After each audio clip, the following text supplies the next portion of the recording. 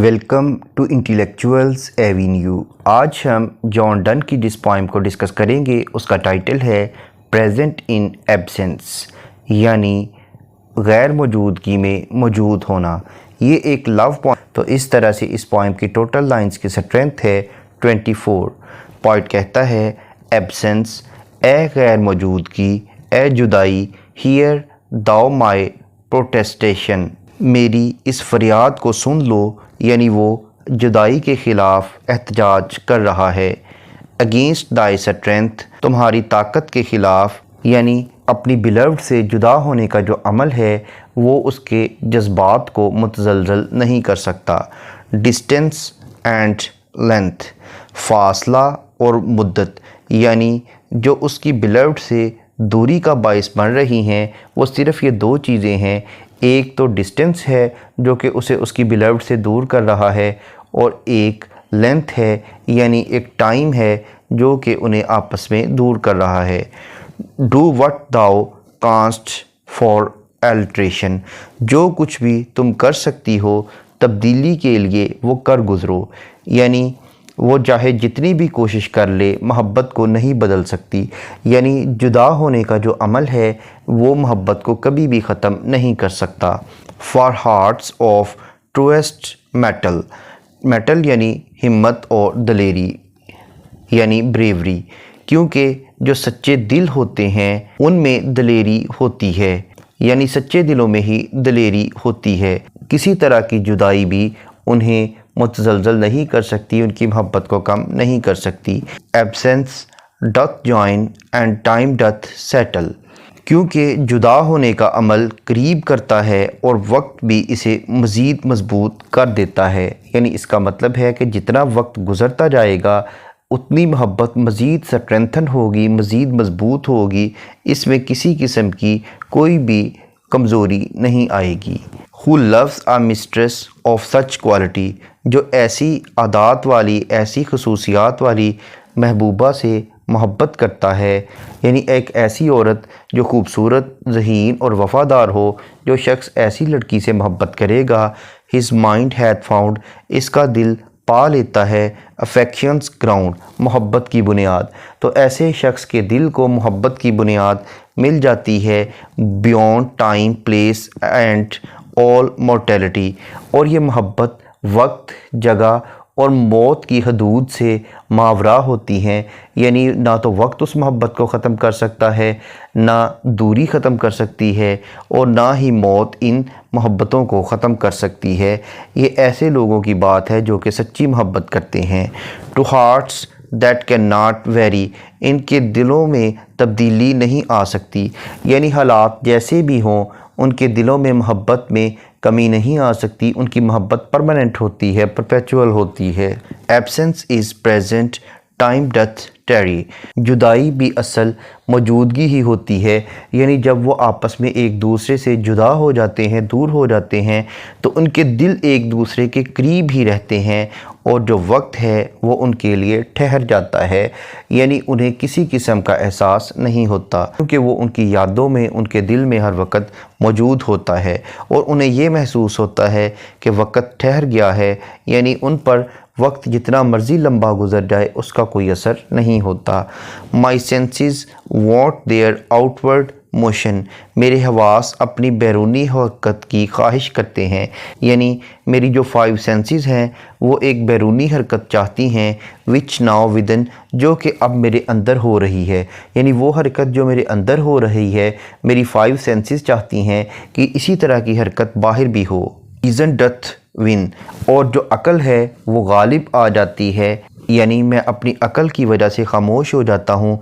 जो भी मेरे अंदर ख्वाहिशात पैदा होती हैं मैं अपनी अकल की वजह से उनको दबा लेता हूँ। रीडाउटेड बाय हर सीक्रेट नोशन, और उसकी खुफिया सोच जो है वो अब दुगनी हो गई है, यानी महबूब से मिलने की और उससे मुलाकात की जो ख्वाहिश है अब वो मेरे अंदर दुगनी हो गई है, वो शिद्दत इख्तियार कर गई है, वो बहुत ज़्यादा बढ़ गई है। अब मैं चाहता हूँ कि मेरी मुलाकात हो जाए। Like rich man that take player, ऐसे अमीर लोगों की तरह जो कि खुशी महसूस करते हैं। In hiding more than handling, यानी ख़जाने को इस्तेमाल करने से ज़्यादा उसे छुपाने में ज़्यादा खुशी महसूस करते हैं। यानी जिस तरह से अमीर लोग ख़जाने को इस्तेमाल करने की बजाय उसे छुपा छुपा कर रखने में ज़्यादा खुशी महसूस करते हैं, इसी तरह से मैं अपनी ख्वाहिशात का इजहार करने की बजाय, अपने महबूब से मुलाकात की ख्वाहिश का इजहार करने की बजाय इस ख्वाहिश को दिल में छुपाने में ज़्यादा खुशी महसूस करता हूँ।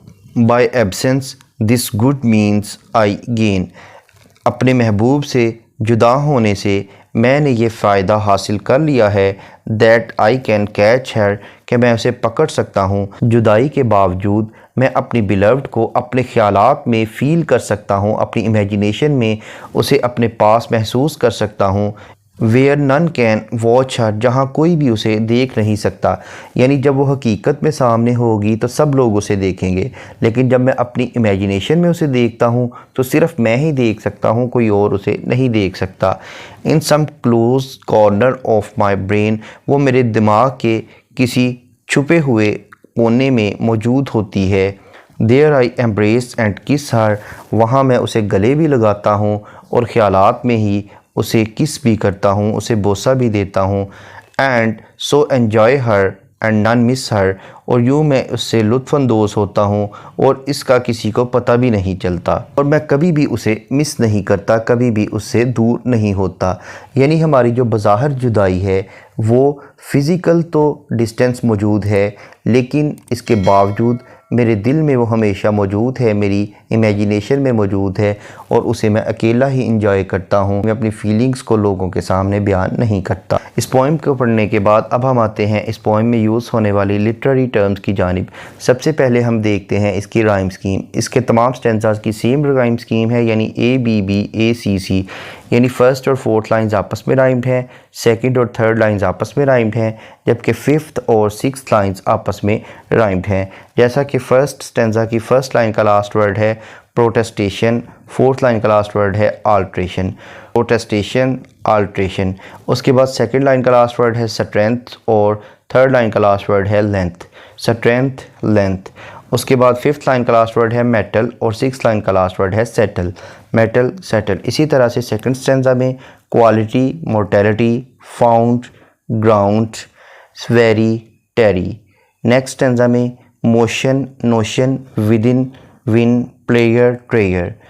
लास्ट स्टेंजा में gain, brain, her, her, her, her. इसके अलावा इस पोइम में पैराडॉक्स भी बयान किया गया है। सबसे पहले तो इसका टाइटल ही पैराडॉक्सिकल है, यानी प्रेजेंस और एब्सेंस दो डिफरेंट एंटिटीज़ हैं जिसको उसने यूनाइट कर दिया है, और यही कंसेप्ट उसने लाइन नंबर 12 में भी बयान किया है। नेक्स्ट है एपोस्ट्रोफी। एपोस्ट्रोफी का मतलब है कि अगर पोइट किसी को एड्रेस करे तो इसे अपोस्ट्रोफी कहते हैं, जैसा कि लाइन नंबर 1 में वो एब्सेंस को एड्रेस करता है। नेक्स्ट है पर्सोनिफिकेशन। लाइन नंबर 1 में वो एब्सेंस यानी खामोशी को पर्सोनीफाई करता है, और लाइन नंबर 3 और 4 में वो डिस्टेंस और लेंथ को पर्सोनीफाई करता है। पर्सोनिफिकेशन का मतलब है to give human traits to the non living things, यानी बेजान चीज़ों को जानदारों की खसूसियत अता करना। नेक्स्ट है एंजॉयमेंट। एंजॉयमेंट का मतलब है कि अगर किसी लाइन को पढ़ने के बाद उसकी मुकम्मल अंडरस्टैंडिंग डेवलप हो जाए तो ऐसी लाइन को एंड स्टॉप लाइन कहते हैं, जबकि अगर किसी लाइन को पढ़ने के बाद उसकी अंडरस्टैंडिंग डेवलप ना हो बल्कि इसके लिए नेक्स्ट लाइन की सपोर्ट की ज़रूरत हो तो ऐसी लाइन को रन ऑन लाइन कहते हैं और इसे एंजॉयमेंट कहते हैं। इस पोइम की लाइन नंबर 1 एक रन ऑन लाइन है जिसमें वो कहता है एब्सेंस हियर दाउ माई प्रोटेस्टेशन, यानी तो मेरे एहतजाज को सुनो। अब वो किसके खिलाफ एहतजाज करता है वो लाइन नंबर 2 में बयान करता है अगेंस्ट दाई स्ट्रेंथ। नेक्स्ट है एपिस्ट्रोफी। एपिस्ट्रोफी का मतलब है एंडिंग ऑफ 2 और more then 2 lines with the same word, यानी 2 या 2 से ज़्यादा लाइनों का एक ही लफ्ज़ पर ख़त्म होना, जैसा कि लाइन नंबर 20 और 21 हर पर ख़त्म हो रही हैं। उसके बाद लाइन नंबर 23 और 24 भी हर के लफ्ज़ पर ही ख़त्म हो रही हैं।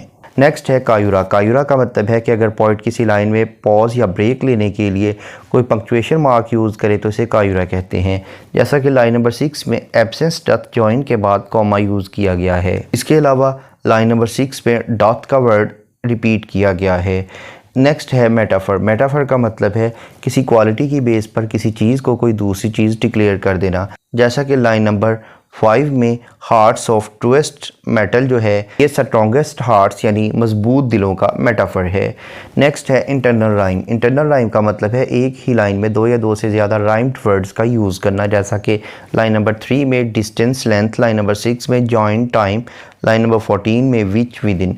नेक्स्ट है सिमिली। सिमिली का मतलब है to compare two different things on the base of same traits, यानी एक जैसी खसूसियात की बुनियाद पर दो मुख्तलिफ चीज़ों का मुआवजा करना, जैसा कि पोइट अपने खुफिया जज्बात को एक अमीर आदमी के ख़जाने के साथ कंपेयर कर रहा है।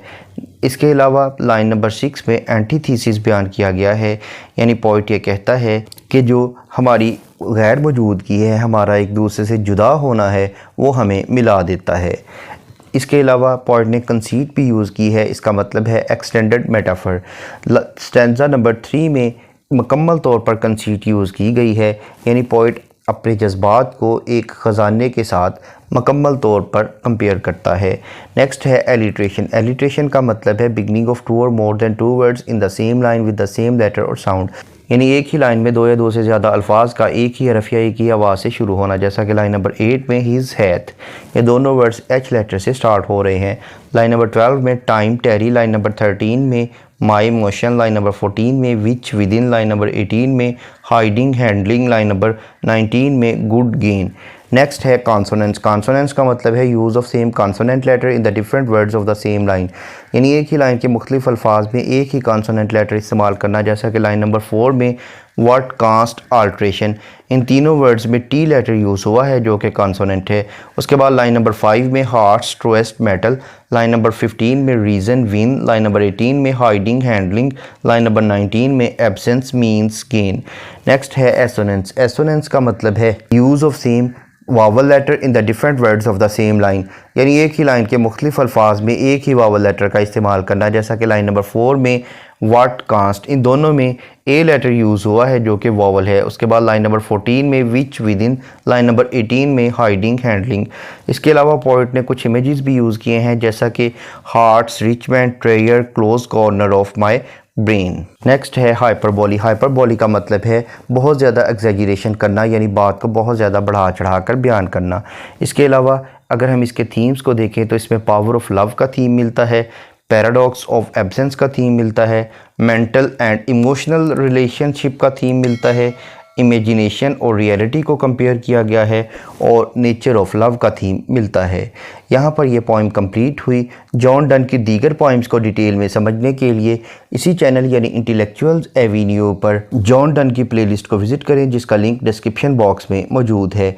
इसके अलावा जिन लिटरेरी टर्म्स का जिक्र किया गया है उन तमाम टर्म्स को डिटेल में समझने के लिए इसी चैनल यानी इंटेलेक्चुअल्स एवेन्यू पर लिटरेरी टर्म्स की प्लेलिस्ट को विज़िट करें, जिसका लिंक भी डिस्क्रिप्शन बॉक्स में मौजूद है।